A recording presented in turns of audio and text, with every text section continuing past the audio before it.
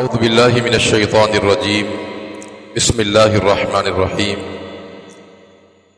تلک الرسل فضلنا بعضهم على بعض منهم من کلم اللہ ورفع بعضهم درجات۔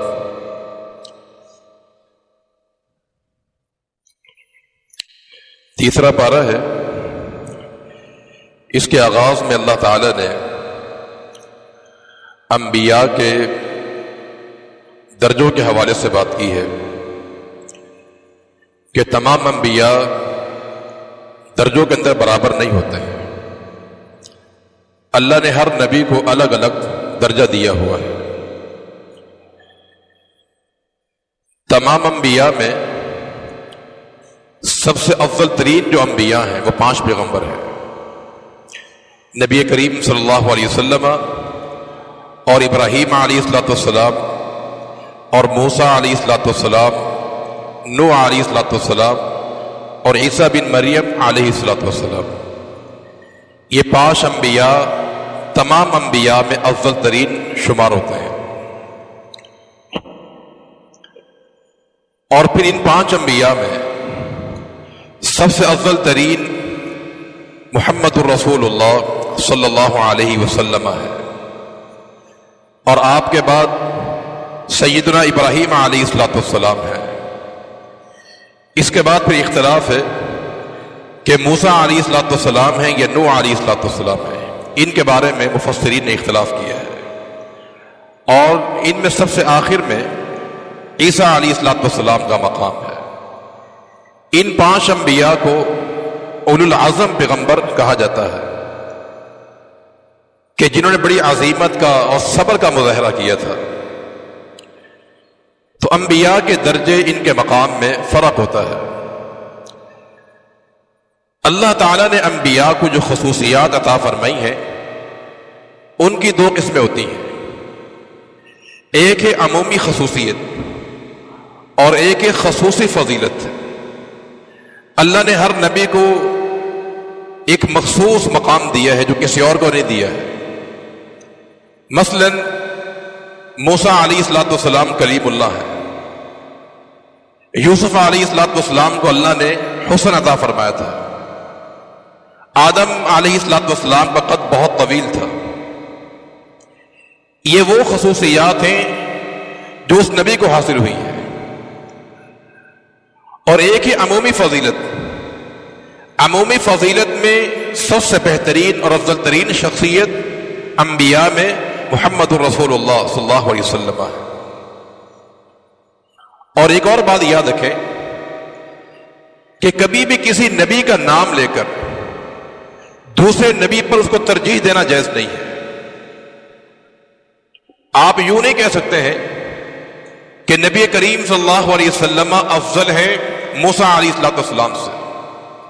آپ نام نہ لیں، عمومی بیان کریں کہ آپ صلی اللہ علیہ وسلم تمام انبیاء میں افضل ترین ہے، چونکہ اس پہ حدیث موجود ہے، فرمایا کہ لا تفضلونی علی یونس، کہ تم مجھے یونس بن متی سے افضل قرار نہ دو۔ حالانکہ ہمارا ایمان ہے کہ اللہ کے پیغمبر تمام انبیاء میں افضل ہے، لیکن اس کا معنی یہی ہے کسی نبی کا نام لے کر اس کو نیچا کیا جائے، مجھے اونچا کیا جائے، اس انداز سے اللہ کے پیغمبر نے منع فرمایا ہے۔ اس کے بعد اللہ تعالیٰ نے قرآن مجید کی جو سب سے عظیم آیت ہے اس کا ذکر کیا ہے۔ اس سے مراد آیت الکرسی ہے۔ جامع ترمذی میں حدیث موجود ہے، رسول اللہ صلی اللہ علیہ وسلم کا فرمان ہے کہ قرآن مجید کی جو اعظم آیت ہے، سردار جو آیت ہے، وہ آیت الکرسی ہے۔ صحیح مسلم میں رسول اللہ صلی اللہ علیہ وسلم کا فرمان ہے، ابی بن کعب رضی اللہ تعالی عنہ، ان سے اللہ کے نبی نے پوچھا تھا کہ ابی، قرآن کی سب سے عظیم آیت کون سی ہے؟ تو صحابی نے کہا آیت الکرسی۔ فرمایا تمہیں یہ علم مبارک ہو۔ تو آیت الکرسی جو ہے یہ قرآن مجید کی سب سے عظیم اور عظمت والی آیت ہے۔ اس میں اللہ تعالیٰ کی تقریباً 13 صفات کا ذکر کیا گیا ہے، اور اس آیت کے اندر اللہ تعالیٰ کا اسم اعظم کا ذکر کیا گیا ہے، اور شاید اسی وجہ سے اس آیت کو عظیم آیت کہا جاتا ہے کہ اس میں اللہ تعالیٰ کا اسم اعظم ذکر کیا گیا ہے، اور رسول اللہ صلی اللہ علیہ وسلم کا فرمان ہے کہ جو انسان اپنی دعا کے اندر اللہ تعالیٰ کو اسم اعظم کا واسطہ دیتا ہے اس کی دعا قبول کی جاتی ہے۔ وہ اسم اعظم کیا ہے؟ وہ ہے الحی القیوم۔ یہ الحی القیوم جو ہے یہ اللہ تعالیٰ کے دونوں نام ہیں، یہ دونوں اللہ تعالیٰ کی صفت ہیں، یہ اسم اعظم ہے۔ اس کی دلیل رسول اللہ صلی اللہ علیہ وسلم کا فرمان ہے۔ اللہ کے نبی نے فرمایا تھا قرآن مجید کی 3 صورتیں ہیں، سورہ بقرہ، سورہ آل عمران، سورہ طٰہٰ۔ ان 3 صورتوں میں فرمایا کہ اللہ کا اسم اعظم موجود ہے۔ تو سورہ بقرہ کے اندر الحی القیوم، آل عمران میں آئے گا الف لام میم اللہ لا الہ الا هو الحی القیوم، سورہ طٰہٰ کے اندر ہے وعنت الوجوہ للحی القیوم وقد خاب من حمل ظلما۔ تو الحی القیوم یہ اللہ تعالیٰ کی وہ 2 اسم اعظم ہے میرے بھائی، کہ اگر یہ واسطہ دیا جائے ان ناموں کا انسان کی دعا قبول کی جاتی ہے۔ اور یہ بھی یاد رہے کہ اللہ کی جتنی بھی صفات ہیں، لا تعداد اللہ کی صفات ہیں، وہ تمام کی تمام صفات اللہ تعالیٰ کے ان 2 ناموں کے اندر شامل ہوتی ہیں۔ مثلا اللہ سمیع ہے، اللہ سننے والا ہے، ہمارا ایمان ہے یہ، اللہ سنتا ہے، کیوں؟ اس لیے کہ حی القیوم ہے وہ۔ اللہ بصیر ہے، دیکھنے والا ہے، کیوں؟ اس لیے کہ حی القیوم ہے، وہ زندہ ہے، قائم ہے۔ جو زندہ ہوتا ہے وہی سنتا ہوتا ہے، وہی دیکھنے والا ہوتا ہے۔ اللہ متکلم ہے، کلام کرتا ہے، اس لیے کہ الحی القیوم ہے۔ اللہ قادر ہے، طاقتور ہے، کیوں؟ اس لیے کہ الحی القیوم ہے وہ۔ مردہ انسان قادر نہیں ہوتا ہے، مردہ متکلم یہ کلام نہیں کرتا ہے۔ تو اللہ کی جتنی بھی صفات ہیں وہ تمام کی تمام صفات جو ہے الحی القیوم کے اندر شامل ہے۔ اس کے بعد اللہ تعالی نے فرمایا کہ لا اکراہ فی الدین، دین میں جبر نہیں ہے، دین میں سختی نہیں ہے۔ کسی انسان کو جبراً اسلام میں داخل نہیں کیا جا سکتا ہے۔ ہاں جو اسلام میں داخل ہو جائے گا پھر وہ آزاد نہیں ہوتا ہے، وہ دین اسلام کے احکامات کا پابند ہے۔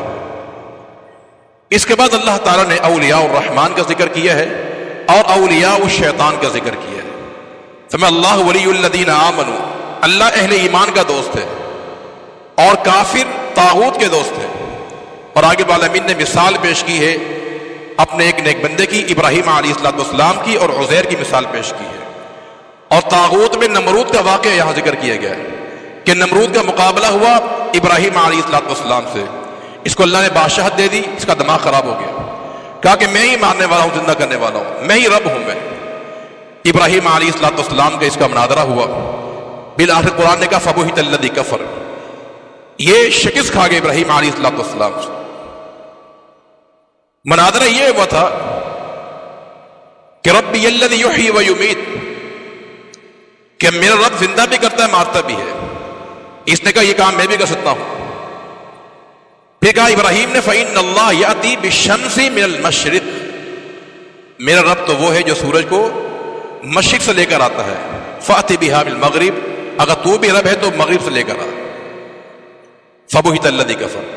یہاں پر سوال یہ پیدا ہوتا ہے، اگر یہی سوال وہ کر دیتا ابراہیم علیہ السلام سے کہ کیا تمہارا رب سورج کو مغرب سے لا سکتا ہے؟ ہمارا تو ایمان ہے کہ قرب قیامت ایسا ہوگا۔ قرب قیامت یہ سورج جو آج نکلتا ہے مشرق سے، قیامت کی علامت یہ کہ یہ مغرب سے طلوع ہو گئی، یہ تو قرب قیامت کا واقعہ ہوگا۔ اگر وہ یہ نمرود سوال کر لیتا ان سے کہ کیا تیرا رب اس بات پر قادر ہے کہ سورج کو مغرب سے لے آئے، ہمارا ایمان یہ ہے اگر وہ سوال کر لیتا تو اللہ تعالیٰ ایسا کرتا۔ کیوں؟ رسول اللہ صلی اللہ علیہ وسلم کا فرمان ہے کہ رب عاشع و اکبر، کتنے ہی ایسے لوگ ہیں کہ اگر اللہ تعالیٰ کی قسم اٹھا لے، اللہ ان کی قسم کی لاج رکھتا وہ اس کو پوری کر دیتا ہے۔ ابراہیم تو اللہ کا خلیل تھا، اگر وہ دعا کرتا تو یقیناً سورج مغرب سے آ جاتا، لیکن فبہت الذی کفر، مشرک کی مت ماری ہوتی ہے۔ اور یہاں رب العالمین نے پھر اس کے بعد خرچ کا مسئلہ ذکر کیا ہے کہ اللہ تعالیٰ کے راہ میں مال خرچ کرنے والے کی مثال ایسے ہے کہ کسی نے ایک دانہ زمین پہ ڈال دیا، دانہ ڈالنے والے دانہ ڈال دیا، زمین بو دیا، 7 بالیاں نکلتی ہیں، ہر بالی میں 100 دانہ ہوتا ہے۔ اب آپ نے ایک اللہ کے راہ میں پیسہ خرچ کیا، 700 گنا اللہ العالمین ثواب عطا فرماتا ہے۔ یہ انسان کے اخلاص پر ہے۔ من جاء بالحسنہ فلہ عشر امثالھا، تم ایک نیک کام کرو گے اللہ 10 گنا عطا فرمائے گا، 70 گنا دے گا، 700 گنا دے گا، اور واللہ یضاعف لمن یشاء، اور جتنا چاہے انسان کو بڑھا کے بھی دے سکتا ہے۔ یہ انسان کے اخلاص پر ہے کہ خرچ کرنے والا کس نیت سے خرچ کر رہا ہے۔ اور یہاں آداب بیان کیے ہیں کہ آپ نے اللہ کے راہ مال خرچ کرنا ہے، لیکن احسان جتلانے کے لیے نہیں کرنا ہے، تانا نہیں مانا کسی غریب کو، ریاکاری نہیں کرنی ہے۔ اگر آپ نے مال خرچ کیا اور بعد میں غریب کو تانا دے دیا، یا پھر ریاکاری سے مال خرچ کیا، اس کی یہاں مثال بیان کی گئی ہے۔ فرمایا جو انسان مال خرچ کرے دکھلاوے کے لیے کہ لوگ میری تعریف کریں، واہ بڑا سخی آدمی ہے، اس کی مثال یہ ہے کہ ایک چکنا پتھر ہو، اس پر مٹی ڈال دی جائے اور اس پہ دانہ ڈال دیا جائے، اور بارش ہو اور سارا وہ پانی بہا کے لے جائے اس کو جائے۔ یہی مثال ریاکار شخص کی ہے کہ مال بھی خرچ کرتا ہے وہ، لیکن اس کو ثواب حاصل نہیں ہوتا ہے۔ اور مزید یہاں یہ بھی احکامات دیے ہیں کہ جب آپ نے مال خرچ کرنا ہے تو مال اچھا خرچ کرنا ہے، عمدہ مال اللہ کے راہ میں خرچ کرنا چاہیے۔ ایسا نہیں کہ پھٹا پرانا کپڑا اٹھا کے دے دیا باہر، جو ہے اچھا چیز جو انسان اپنے لیے بہتر سمجھتا ہے کہ اگر اس کو دیا جائے وہ لے لے، ایسی چیز اللہ کے راہ میں خرچ کرنی چاہیے۔ اور قرآن نے یہاں ادب یہ بیان کیا ہے کہ ان تبدوا الصدقات فنعما ہی، اگر تم صدقات کو ظاہراً خرچ کرو کہ لوگ بھی دیکھیں تو بھی ٹھیک ہے، لیکن وہ ان تخفوها، اگر چھپا کے تو یہ بہتر ہے۔ اللہ کے راہ میں مال خرچ کرنا دونوں طرح جائز ہے، اعلانیہ بھی اور باطناً بھی۔ جیسا کہ عثمان غنی رضی اللہ تعالی عنہ نے جیش العسرہ کے موقع پر جب تبوک کے لیے قافلہ تیار کیا جا رہا تھا تو اللہ کے نبی نے تعاون کا اعلان کیا تھا، تو عثمان غنی رضی اللہ تعالی عنہ نے بالکل اعلانیہ اللہ کے راہ مال خرچ کیا تھا۔ تو اعلانیہ بھی جائز ہے، لیکن چھپا کر دینا یہ زیادہ بہتر عمل ہے۔ رسول اللہ کا فرمان ہے کہ سبعۃ یظلھم اللہ فی ظلہ، کہ 7 قسم کے افراد جنہیں اللہ اپنے عرش کے سایہ عطا فرمائے گا، رجل تصدق بصدقۃ، اس میں ایک شخص وہ بھی ہے جو اللہ کے راہ میں مال خرچ کرے فاخفاھا، اتنا چھپائے کہ اس کے بائیں ہاتھ کو علم نہ ہو کہ دائیں نے کیا خرچ کیا ہے۔ بلکہ میں یہاں نصیحت کروں گا احباب کو کہ آپ اپنی زندگی میں ایک ایسا عمل اختیار کریں جو مخفی ہو، کسی کو اس کا علم نہ ہو۔ کسی کا معنی یہ ہے کہ بیوی کو بھی علم نہ ہو، اولاد کو بھی علم نہ ہو، ماں باپ کو بھی علم نہ ہو، حتیٰ کہ آپ کے احباب کو بھی علم نہ ہو۔ زندگی میں ایسا عمل اختیار کیجئے میرے بھائی کہ کسی کو علم نہ ہو۔ زبیر بن عوام کا قول ہے کہ من استطاع ان یکون عند اللہ خبیئا فلیفعل، جو انسان یہ چاہتا ہے کہ اس کا ایک عمل اللہ کے ہاں مخفی ہو جائے، خبیہ، اسے کوئی جانتا نہ ہو، تو فلیفعل، اسے یہ عمل اختیار کرنا چاہیے۔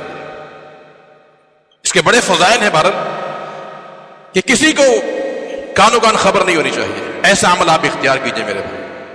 محدثین کے میں ایک واقعہ آتا ہے داؤد بن ابی ہند رحمہ اللہ کا، انہوں نے 40 سال روزہ رکھا سنت کے مطابق، غلط نہیں، پیر کا جمعرات کا رکھتے رہے ہوں گے، یا صیام داؤد رکھتے ہوں گے، ایک دن روزہ اور ایک دن ناگا، لیکن 40 سال کے عرصے کے اندر ان کی بیوی کو علم نہیں ہوا کہ 40 سال سے روزہ رکھ رہے ہیں۔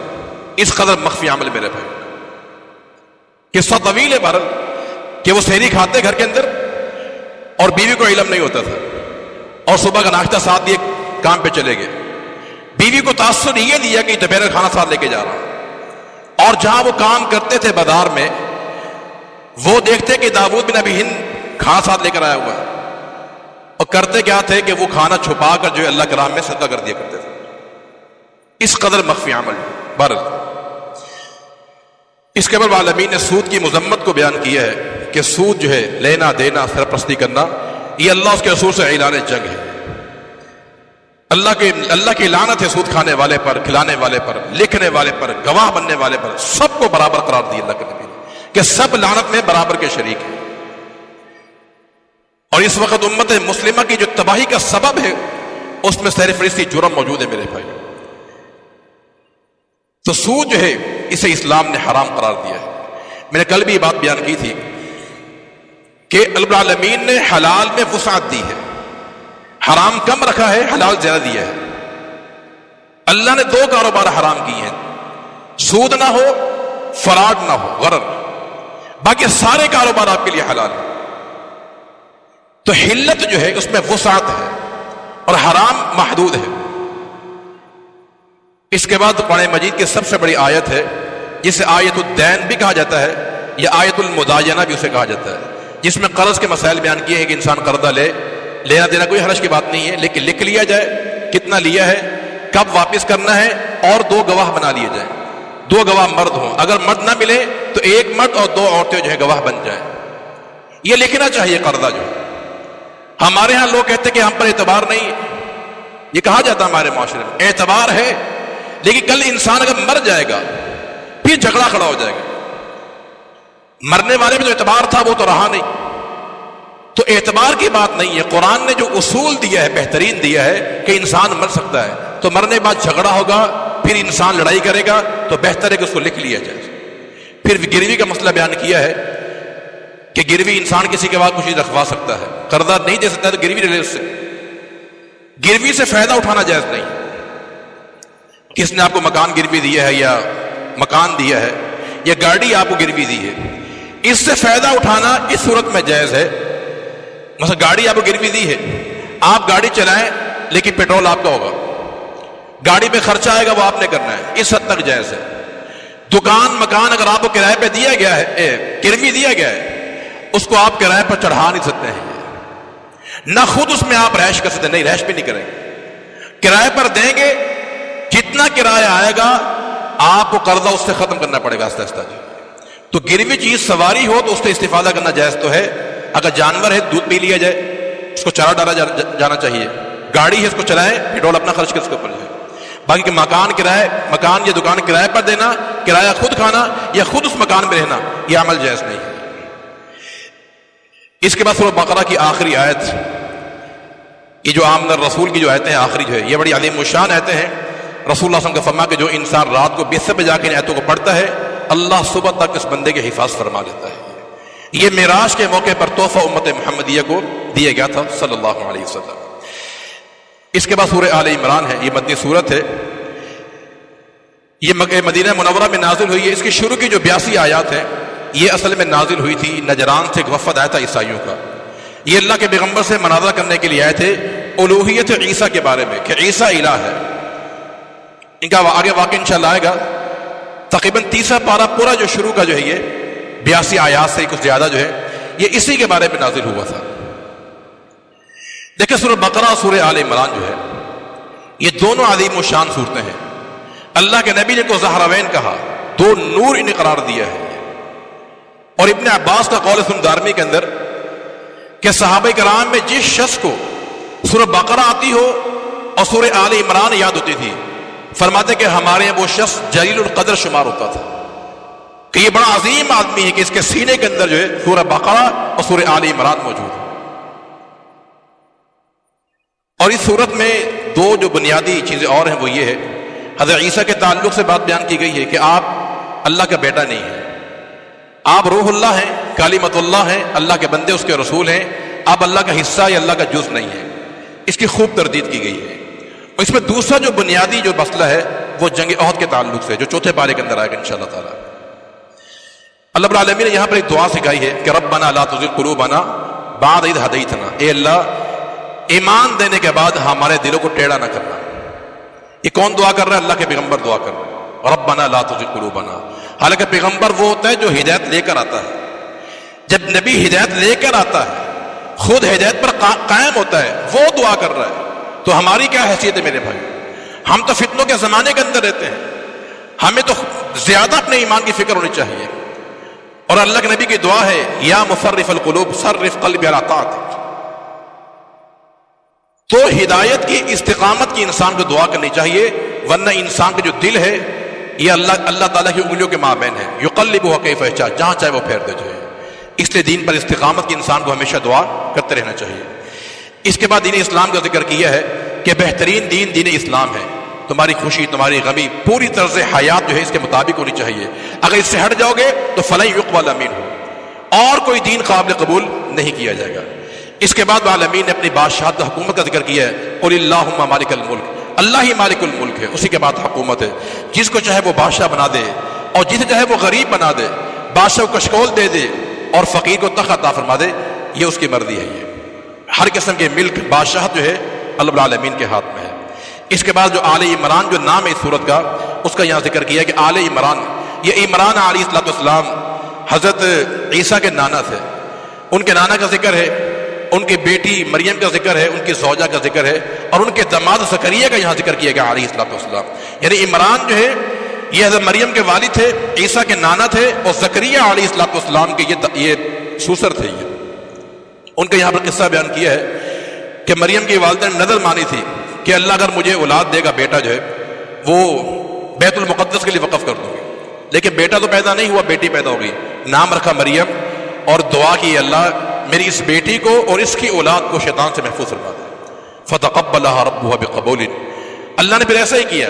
رسول اللہ کا فرمان ہے کہ جو بچہ پیدا ہوتا ہے شیطان اس کو چونکا مارتا ہے، بچہ روتا ہے، سوائے مریم کے اور ان کے بیٹا عیسیٰ کے جو ہے ان کی والدہ کی دعا عالمین نے قبول فرمائی تھی، اور زکریا نے ان کی کفالت فرمائی مریم علیہ السلام کی۔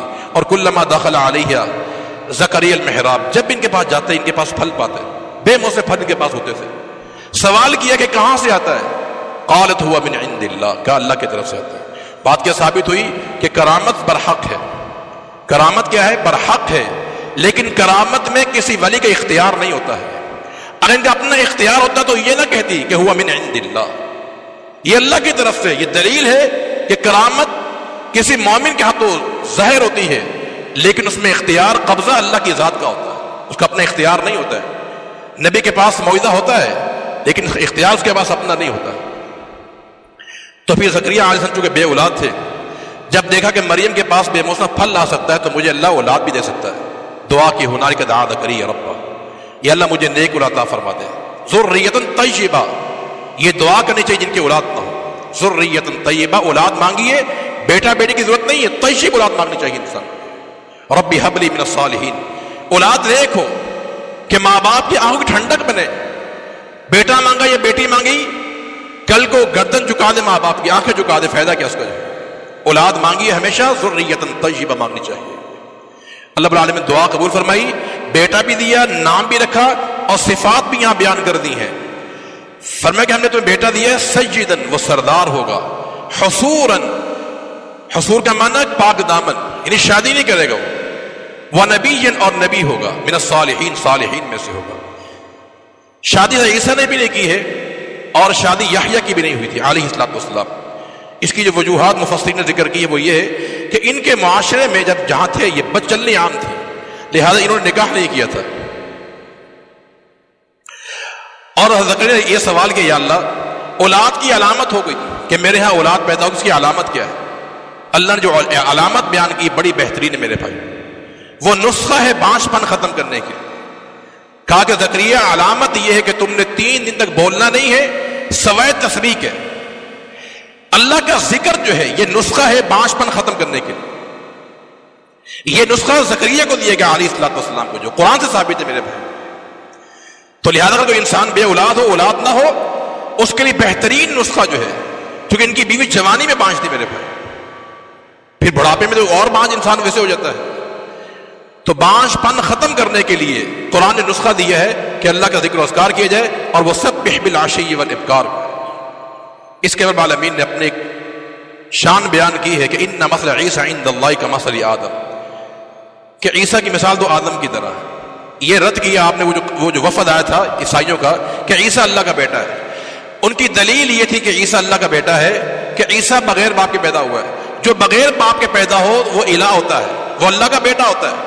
اللہ نے جواب دیا کہ اگر بغیر باپ کے پیدا ہونا الہ ہونے کی دلیل ہے تو آدم کا تو نہ باپ تھا نہ ماں تھا، وہ تو بالاولیٰ اس کو بھی الہ کہا جائے گا۔ تو ان مثل عیسیٰ عند اللہ کمثل آدم، جب آدم الہ نہیں ہے، ابن اللہ نہیں ہے، جبکہ وہاں دونوں واسطے موجود نہیں ہے، نہ باپ ہے نہ ماں ہے، تو عیسیٰ کا تو ایک واسطہ موجود ہے، ماں تو موجود ان کی جو، تو یہ کیسے بیٹا بن سکتا ہے؟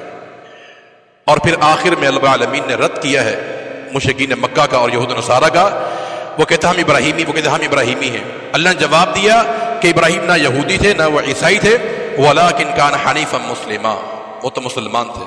إِنَّ أَوْلَى النَّاسِ بِإِبْرَاہِيمَ، ابراہیمی وہ ہیں جو اس کے پیروکار ہیں، وَهَٰذَا النَّبِيُّ، اور یہ نبی اور اہل ایمان، یہ مسلمان جو ہے یہ اصل میں ملت ابراہیمی کے پیروکار ہیں، یہ اس کے حقیقی وارث ہیں۔ اور اس کی آخری آیت میں اللہ العالمین نے ارشاد فرمایا کہ جو انسان اس حال میں مر جائے کہ اس نے کفر کیا ہوا ہو، شرک کیا ہوا ہو، یعنی موت شرک میں کفر پہ آ جائے، کل قیامت کے دن اگر یہ انسان زمین بھر کے بھی خزانہ دے گا، سونے کے سکے، چاندی کے سکے، ہیرے جواہرات کے ڈھیر لگا دے، پوری دنیا بھر کے لے کر آئے گا، تو اگر کفر میں اس کی موت آئی ہے تو فرمایا کہ یہ قبول نہیں کیا جائے گا۔ اولئک لہم عذاب علیم، یہ دردناک عذاب میں رہیں گے، وما لہم من ناصرین، ان کے کوئی مدد کرنے والا نہیں ہوگا۔ اللہ تعالیٰ ہمیں قرآن کو سمجھ کر اس پہ عمل کرنے کی توفیق عطا فرما دے۔ وآخر دعوانا الحمدللہ۔